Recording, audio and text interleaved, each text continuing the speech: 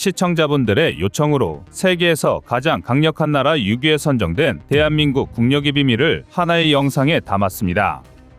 이젠 인정할 때가 됐습니다. 대한민국은 더 이상 개발도상국이 아니며 중견국도 아닙니다. 이제 대한민국은 명실상부 선진국의 반열에 올랐습니다. 실제로 지난 2022년 12월 31일 US 뉴스 애널드 리포트는 2022년 가장 강력한 국가 6위에 대한민국을 선정했는데요. 이는 프랑스, 일본보다 앞선 수치였습니다. 즉, 이미 국제적으로는 대한민국을 유럽 국가들이나 일본보다 더 높게 평가한다는 방증인데요. 그러나 유감스럽게도 아직 국내에서는 이를 잘 받아들이지 못하고 있습니다. 아무리 그래도 한국이 군사력이 그 정도는 아니지 않냐는 건데요. 그래서 준비했습니다. 오늘은 한 나라의 강력함을 결정짓는 비밀에 대해 알려드리겠습니다.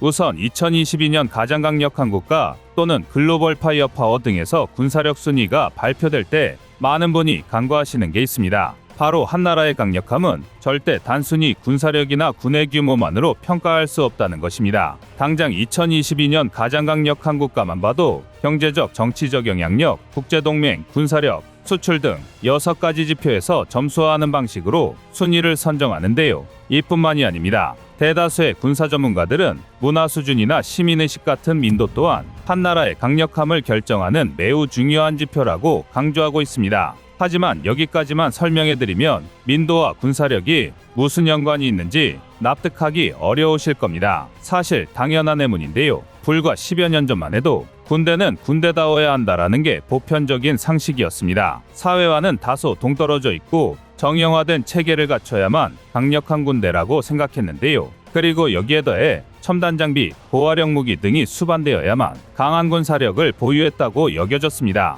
그러나 결론부터 말해 이는 굉장히 잘못된 생각입니다. 이를 보여주는 가장 단적인 예가 바로 우크라이나 전쟁인데요. 단순히 군의 규모와 무기 체계로만 봤을 때 러시아의 패배는 불가능한 일입니다. 일각에서는 서방 무기 체계가 월등해서 그렇다고 주장하고 있습니다만 이건 절대 이유가 될 수 없습니다. 전쟁 발발 전 우크라이나는 러시아와 대부분의 무기 체계를 공유하고 있었습니다. 그런데도 우크라이나는 전쟁 초기부터 러시아를 상대로 승기를 잡아갔습니다. 이는 앞서 말했듯이 물리적인 부분이 아니라 문화, 경제, 시민의식, 항전의지 등 무형적인 부분에서 매우 강력하기 때문인데요. 쉽게 말해 군대와 무기체계가 아니라 국민이 승패를 좌우한다는 것입니다. 이를 증명하는 또 다른 예가 바로 베트남전인데요. 미국의 패배에는 다양한 이유가 있지만 그 중에서도 가장 큰 원인은 역시나 국민이었습니다. 당시 미국은 프랑스의 식민 지배에서 갓벗어난 베트남의 민도를 무시하고 무조건적인 베트콩 색출 섬멸 작전에 주력했는데요. 이로 인해 미군의 전술은 북베트남군의 점령지를 탈환하는 영토 분쟁의 형태였습니다. 이는 진영 논리를 떠나 베트남 민간인들에게 엄청난 반발심을 불러일으켰는데요. 미국의 목적이 아무리 공산주의 확장저지와 민주주의 확립에 있었다 하더라도 베트남 국민들 입장에서는 프랑스와 똑같은 외국 의점령군처럼 보였던 것입니다. 즉, 얼핏 미군과 아무런 관련도 없어 보이는 베트남의 정치, 사회적 여건이 오히려 가장 심각한 장애물로 작용했던 건데요. 여기에 더해 북베트남군의 구정공세를 계기로 미국 본토에서 대규모 반전 여론이 형성되었고 이는 끝내 미군의 철수로 이어졌습니다. 역사에 미국의 첫 패배가 기록된 것입니다. 더군다나 당시 미국은 베트남 전쟁보다 흑인 시위로 대표되는 내부의 인종 문제가 더 급한 불이었고 군은 국민의 지지를 얻지 못했습니다. 또 군사력과 전혀 상관없어 보이는 정치, 사회, 문화적 흐름의 전쟁의 승패가 결정된 건데요. 그런데 여기서 주목해야 할 건 미국 국민들의 군인을 대하는 태도의 변화입니다. 많은 분이 아시다시피 미국에서 군인의 대우는 세계 최고 수준인데요. 일반 국민들도 군인을 존경과 존중의 자세로 대합니다. 이는 우리 국민분들이 가장 부러워하는 미군의 장점 중 하나인데요. 많은 분이 이래서 미군이 세계 최강이다 라고들 말씀하십니다. 그러나 1970년대 당시만 하더라도 베트남 전쟁 참전용사에 대한 처우는 최악이라는 말로도 부족했습니다. 영화람보가 이를 굉장히 잘 보여주는데요. 정말 가슴 아픈 이야기지만 반전 시위를 주도한 청년층에게 베트남 전쟁 참전용사는 악당이었고 제2차 세계대전과 6.25 전쟁을 승리로 이끈 중장년층에는 폐잔병이자 골칫덩이였습니다. 여기에 엎친 데 덮친 격으로 미국 내 정치 문제와 국제경제 위기들이 연달아 터지면서 베트남 참전용사는 그저 사회 문제로 전락해버렸습니다. 지금 우리가 접하는 미군에 대한 사회적 대우를 생각하면 상상하기 어려운 과거인데요.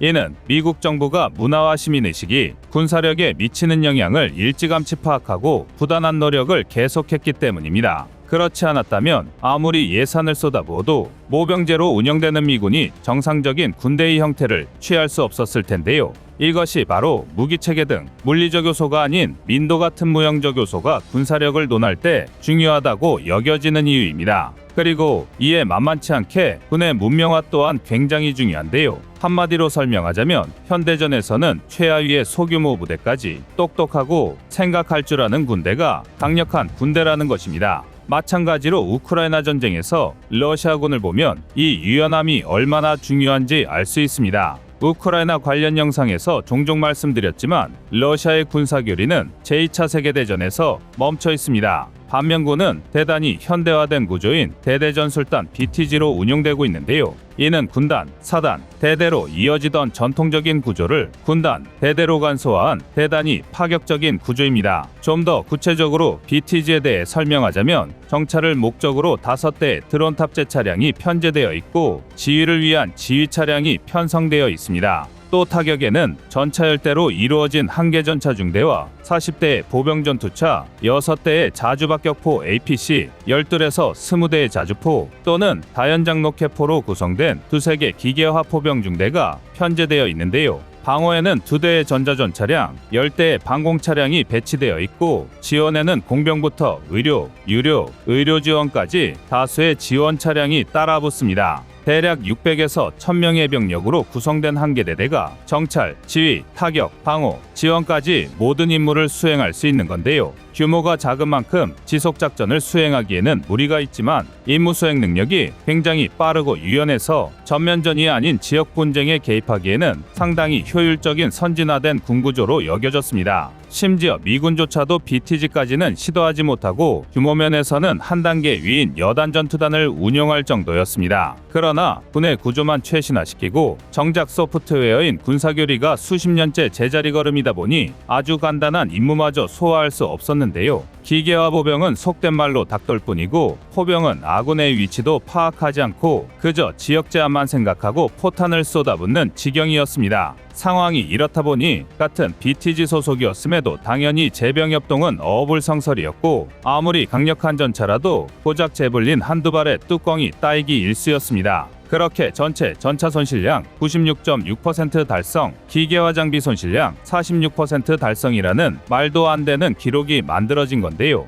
즉, 유연하지 못한 군의 사고가 전멸이라는 최악의 결과로 나타난 것입니다. 그럼에도 불구하고 단순히 군의 규모와 무기체계의 수준만으로 한 나라의 강력함을 진단한다면 아무리 전문가라도 3일이면 러시아가 이긴다 같은 오류를 범할 수밖에 없는 것입니다. 하지만 여기에도 변명의 여지가 전혀 없는 건 아닙니다. 사실 이는 미국의 잘못도 있는데요. 오직 미군만이 가능한 현대전이라는 개념이 다수의 전문가가 오류를 범하게 만들었기 때문입니다. 그렇다면 미군은 도대체 왜 그렇게 강력한 걸까요? 지금에 와서야 설득력이 떨어졌지만 현대전이란 곧 총력전의 반대말과 같았습니다. 과거처럼 우리나라 대 남의 나라가 1대1로 싸우는 게 아니라 거미줄처럼 얽혀있는 국제관계 속에서 주요국들의 개입이 당연시되기 때문인데요. 우크라이나 전쟁의 흐름을 보면 이를 아주 잘 알 수 있습니다. 일반적으로 전문가들은 2014년 시작된 돈바스 전쟁을 우크라이나 전쟁의 첫 물리적 충돌로 보고 있습니다. 러시아가 추구하는 전형적인 현대전의 모습이었다고 할 수 있는데요. 러시아 입장에서는 타국의 개입 없이 우크라이나의 국력을 소모하고 원하는 바를 얻을 수 있는 상책이었습니다. 실제로 이때까지만 하더라도 돈바스 전쟁에 개입하는 주요국은 미국 정도가 전부였습니다. 심지어 그것도 간신히 체면치레할 정도의 군사원조가 전부였는데요. 오죽하면 다수의 군사 전문가들이 우크라이나 전쟁 초기 러시아의 승리를 예상했을 정도입니다. 우크라이나에게 러시아의 침략은 그 즉시 국력을 총동원해서 대응해야 하는 절체절명의 위기였지만 세계 2위 군사대국인 러시아 입장에서는 푸틴의 말 맞다나 특수군사작전 정도에 불과했기 때문입니다. 그리고 이로 인해 많은 전문가가 창피를 당해야 했는데요. 모두 아시다시피 러시아는 철저히 실패했습니다. 전문가들마저 단순히 군의 규모 무기체계의 차이만으로 전쟁의 승패를 재단하는 실수를 저질렀던 것입니다. 그도 그럴 게 그간 미국이 보여줬던 현대전은 개전 초기 신속하게 제공권을 장악하고 이를 바탕으로 저기방공망을 제압하는 데서 시작되었습니다. 이후 신속 전개가 가능한 압도적인 정찰, 감시 자산과 세계 최고 수준으로 무장되어 있는 지상군을 이용해 작전 지역을 넓혀가는 것이었는데요. 이 과정에서 정밀한 통신 체계를 이용한 막대한 항공 지원이 수반되었습니다. 또한 적군 저격수 하나 잡기 위해 해당 지역에 대규모 폭격을 날릴 수 있을 정도로 압도적인 보급 지원 능력이 뒷받침되어야 합니다. 이게 가능했기에 미군은 걸프 전쟁을 수행하는 211일 동안 약 148명의 전사자가 발생한 반면 이라크 측에서는 무려 2만에서 5만에 달하는 전사자가 발생했습니다. 그리고 전쟁은 미국의 승리로 끝을 맺었는데요. 상황이 이렇다 보니 세계 2위 군사력을 가진 러시아가 속전속결로 우크라이나를 끝내버릴 것이라는 예측은 당연해 보였습니다. 그러나 예상과는 정반대로 러시아군 현대전 능력은 국내 꼬마들 전쟁놀이만도 못했는데요. 더군다나 전쟁이 장기화되고 총력전이 되어가면서 전쟁을 지속할 능력이 부족하다는 사실이 낱낱이 드러나고 있습니다. 이는 미국과 러시아의 결정적인 차이 때문인데요. 당연한 얘기지만 현대전에는 돈이 필요합니다. 그것도 아주 많은 양의 예산이 필요한데요. 일례로 현대 미군 보병 한 명을 완전 무장시키는 데에는 약 17,500달러, 하나 약 2,150만 원에 육박하는 금액이 필요하다고 추측됩니다. 미군의 강력함은 이런 일개 보병 단계까지도 수천만 단위의 첨단 기술이 적용되었다는 점입니다. 그리고 이게 가능한 이유는 미국의 어마어마한 경제 규모 덕분입니다. 실제로 2021년 기준 미국의 GDP는 약 23조 달러가 넘는데요. 그나마 중국 17조 달러, 러시아가 고작 1.7조 달러에 불과하다는 걸 생각하면 미국의 경제 규모가 얼마나 차원이 다른 수준인지 짐작할 수 있습니다. 그리고 이런 경제적 풍요는 군사력 규모에 상당한 영향을 끼치는데요. 국방기술진흥연구소에서 발표한 2022 세계방산시장 영감에 따르면 2021년 상위 15개국 중 미국의 국방비 관련 지출은 8,010억 달러로 나머지 14개국을 합친 9,150억 달러와 엇비슷한 수준이었습니다. 미국이라는 한 나라의 군사 관련 지출이 전 세계의 군사 관련 지출과 맞먹는다는 것이죠. 정말 입이 떡 벌어지는 수치인데요. 속된 말로 표현하면 돈을 이만큼이나 때려박으니 미군이 세계 최강이 아닐 수 없는 것입니다. 더군다나 이보다 놀라운 것은 그렇다고 미국이 국가 예산의 대부분을 국방비로 지출하는 것도 아니라는 점입니다. 실제로 미국의 국방비는 2022년 기준 GDP 대비 약 3.2%에 불과합니다. 중국이 1.7%, 러시아가 3.1%, 대한민국이 2.8%인 것을 감안하면 절대 높다고 할 수 없는 수치인데요. 그럼에도 불구하고 미국의 막대한 경제 규모가 군사력의 강력함을 뒷받침하는 것입니다. 하지만 그렇기 때문에 바로 여기서 중대한 오류를 범하기 쉬워지는데요. 군사력, 경제 규모와 반대로 현재 미국 내부의 상황은 최악으로 치닫고 있습니다. 즉 일부에서 말했던 것처럼 자국 내부의 문화와 시민의식이 분열하고 있다는 건데요. 현재 미국은 막대한 규모의 군사력을 바탕으로 세계 최강을 석권하고 있지만 총력전 혹은 그에 준하는 상황, 예를 들어 양안전쟁과 같은 상황을 가정했을 때 정말로 압도적인 강력함을 보여줄 수 있을지는 의문입니다. 당장 미국은 지난 2021년 20여 년을 이어온 아프간 전쟁에서 결국 패배를 선언했는데요.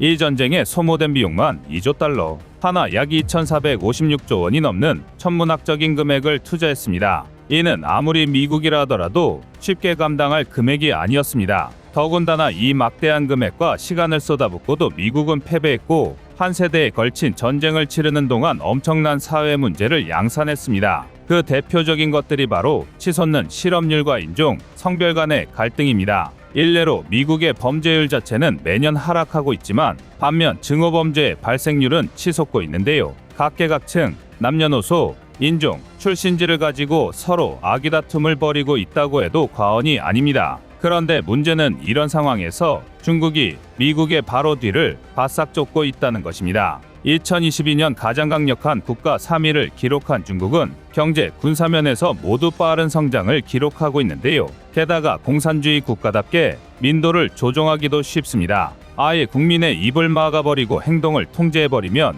당분간의 전쟁 유지는 가능할 것입니다. 코로나19 팬데믹 당시 중국 공산당과 시진핑이 펼쳤던 강력한 제로 코로나 정책이 이를 증명하는데요. 물론 이런 억압적인 방식은 단기간의 효과에 불과합니다. 실제로 미국 싱크탱크 CSIS는 워게임 보고서를 통해 양안전쟁 발발 시 중국 해군은 괴멸하고 미국이 결국 승리할 것이라고 추측했는데요. 하지만 이 과정에서 미 해군 또한 항공모함 2척, 대형 전함 10에서 20척을 잃고 고작 3주 만에 3,200명에 달하는 병사가 전사하는 등 중국 못지않은 심각한 피해를 볼 것이라고 내다보았습니다. 중국의 대만 침공이 4년 뒤에 단행될 것이라는 예측과 함께 이런 단기간에 상황을 역전시킬 수 있는 건 주요국의 개입뿐인데요. 바로 세계 6위의 대한민국입니다. 순위에 매겨진 상위 5개국, 미국, 러시아, 중국, 독일, 영국, 그리고 나머지 한국, 프랑스, 일본, UAE, 이스라엘 중 미국의 동맹국이면서 참전을 결정할 수 있는 나라 가운데 가장 강력한 군사력을 가진 게 바로 대한민국인 것입니다. 그렇기 때문에 대한민국의 6위는 상당히 막중한 의미인데요. 양안전쟁에서 대한민국이 어떤 역할을 해내느냐에 따라 이후 국제정세의 판도는 전혀 달라질 것입니다. 이제 대한민국은 선진국의 책임을 활용해 세계 무대에 막대한 영향력을 행사하게 되었는데요. 이를 위해선 전 국민적 지지가 반드시 수반되어야 할 것입니다. 부디 다가오는 결전의 날에 대한민국이 만전을 기할 수 있길 바라겠습니다. 여러분의 생각은 어떠신가요? 이상 꺼리튜브였습니다. 안녕하세요, 꺼리튜브입니다. 여러분의 가부나 성원에 힘입어 군사무기에 관심 없는 분들도 쉽게 이해하실 수 있는 대한민국의 육해공 군사무기의 숨은 비하 이야기를 책으로 엮었습니다. 하루 종일 검색해도 절대 찾을 수 없었던 비밀스러운 내용을 이제 책으로 만나보세요.